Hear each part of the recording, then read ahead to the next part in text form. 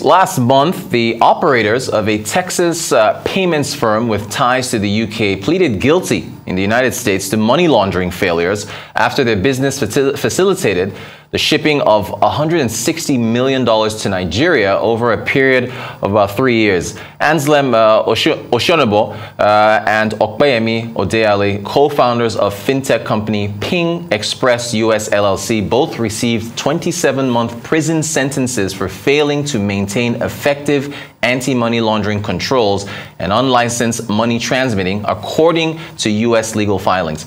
Ping Express US LLC faces 5 years of probation and a fine as high as $500,000 after pleading guilty to a similar charge, with another executive receiving a 42-month sentence.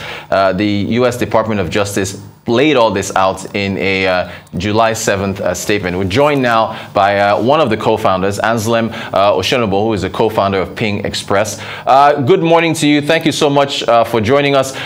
You said in an email statement that, quote, history will be the best judge, and that you didn't have the resources to keep fighting this case. Your co-founder said that there were gross violations in the allegations brought forward by the U.S. Department of Justice.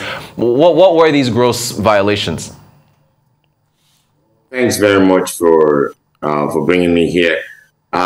Basically, yes, we've been on it for quite a number of years, about 3 years, and we spent a lot of money. And basically, the main stories, as a result of this matter, we personally did not steal any money, neither did we conspire to steal any money. The most important thing is that we had customers, thousands of customers, over 80,000 customers, out of which there were a few people who have meant to have paid us from their personal bank account. We believe the fraud, one of the reasons we looked at it, whatever fraud or whatever may have happened, those customers may have done, they did it outside the Ping Express platform. The money was stolen from someone else's bank account, moved into their personal bank account. Neither did the person that stole the money's bank account flag the stolen funds. The person who used Ping Express bank account did not flag the stolen fund, and the person now uses us. Over my years of experience, whether working or in technology, searching, researching, I have not seen any tool that would tell me how someone stole money into his bank account. And basically, those are the things we look at. Do we have tools to be able to know someone stole the bank account? Just think about you going to a POS and trying to go buy something at a POS at a hotel restaurant, and the expectation is that the person who is collecting money from me at the POS should be able to know that you stole money from the bank account. It's not physically, humanly, literally possible for that to happen. So basically, yes, we had exceptions. We were treated differently, but that's a real fact of what happened. Is there, I guess, because what the Department of Justice is saying in their statement is that, yeah, you didn't take anything, but the fact that you facilitated the movement of the funds from the U.S. and other sources to Nigeria over 3 years, they're saying that you didn't flag them. I think it's an issue of KYC and flagging those issues. So what's your response to that? I think you're absolutely right, and I'm very happy that you said the real fact compared to what some media houses in Nigeria went ahead and said, which was absolutely wrong and malicious to have said that. But the real fact is this: like I said, for every customer, I have friends and have people that knew who use the system, even non-friends. There are a lot of people out there that wake up and say, "Look, when you talk of KYC, yes, we asked questions from these customers. We found out the KYC. The question that the U.S. Department of Justice is saying is that we should have known that each of those individual customers, or some out of the thousands that we had, stole the money from their bank account. Did we verify information? Yes. Did we ask the customers to demonstrate to us that they own the money? The money was coming from their personal bank account? Yes. So we were able to trace the money to their personal bank account. Now, what we have been held, the standards we have been held to, is that we should have known where they got the money from. And that's a different standard from what many of us are used. to do. And basically, based on the US laws, it allows us to rely on the customer's bank account, where the funds are being coming from, to verify that. So if it's a question of KYC, yes, we did KYC. We had ID card, we had address, we had utility bill. We had everything to demonstrate that the funds came from the customer's bank account, not from third party. So within ourselves, we say, did any fraud happen within our system? The answer is no. Did it happen before it got to us? Most likely, yes. But do we do what we think was adequate based on the resources we had? Yes, we did. But unfortunately, we have families to feed. We have families to take care of, and our wives and families and parents, they've been so supportive. They've been involved all these years. And the question, we just had to do what was right at some point. Okay, wow.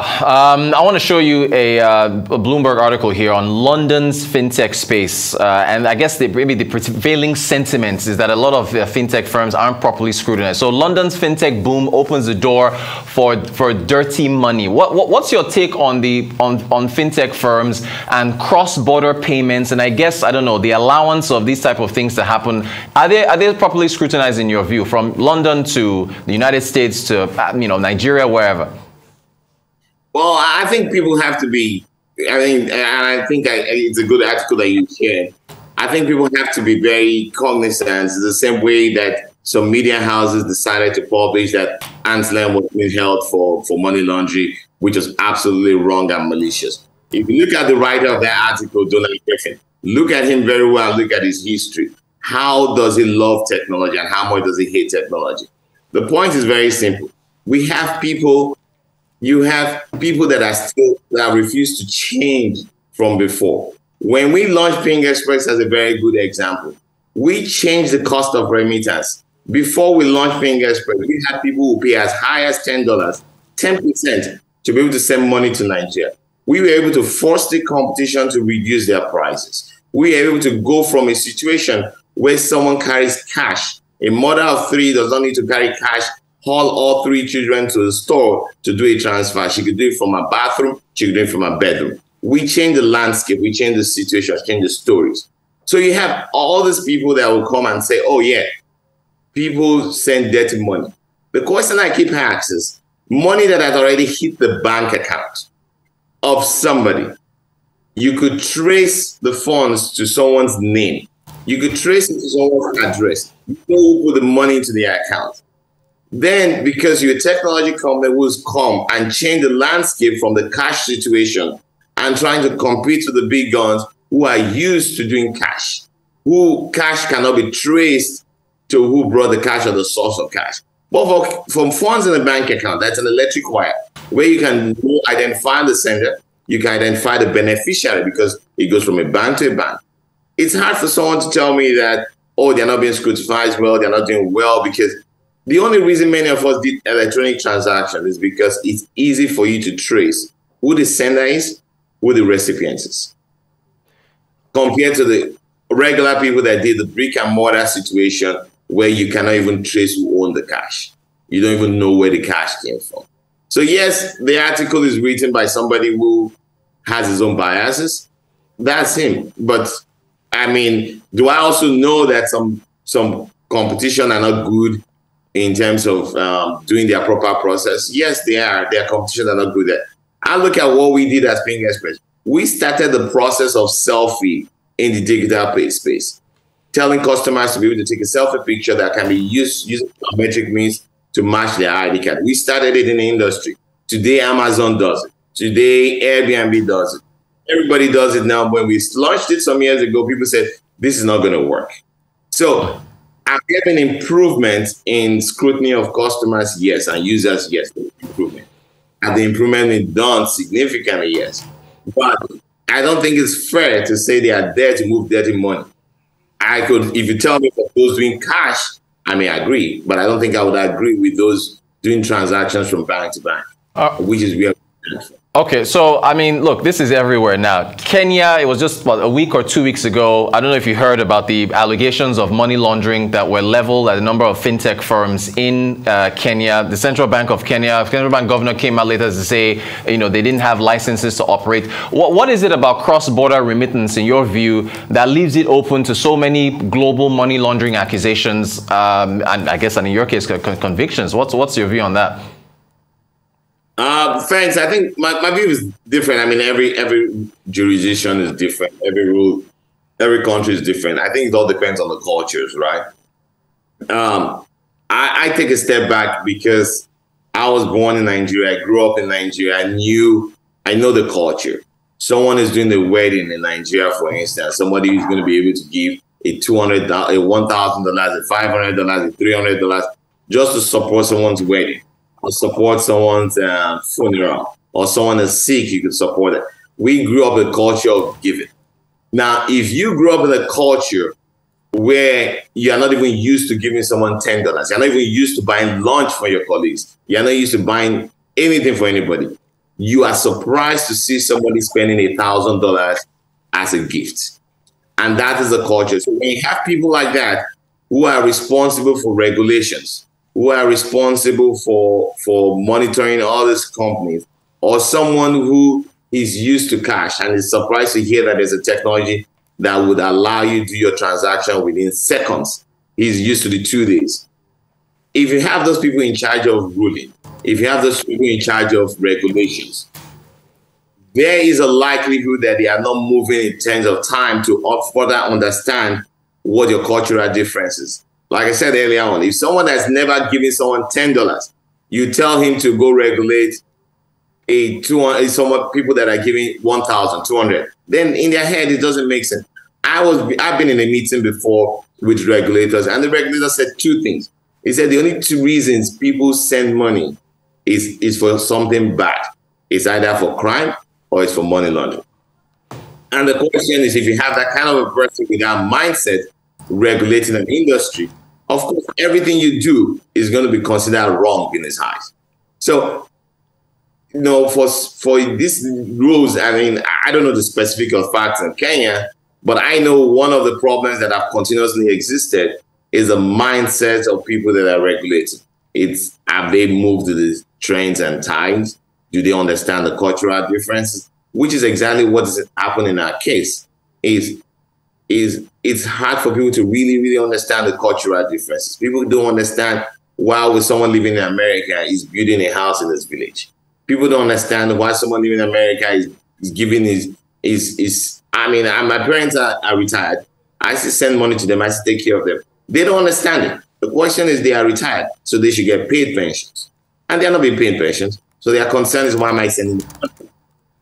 So the question is, I don't know specifics of Kenyans. I can't speak to specifics of Kenya, but I know specifics to our case to understand that there's also a gap in cultural difference. There's a gap in knowledge, and there's an inability to willingly step up to understand the new technology introductions. All right, we're out of time. Only got about 30 seconds to go. What are the lessons learned? What's your advice for other players in the fintech space operating in the US, Kenya, wherever, about regulators? What's the lesson here? Well, the biggest lesson I could say is that I would advise anyone that is, I'll advise Nigerians, first of all, try not to take dollar from somebody that knows somebody that knows somebody, because the definition of conspiracy means if you receive money in one form or the other, you could potentially be in jail. There are people like that are in jail because of they collected dollar from dollar to another person. On the technology side, all I just say is the biggest thing. You just have to make sure you have the right funding, you have enough people.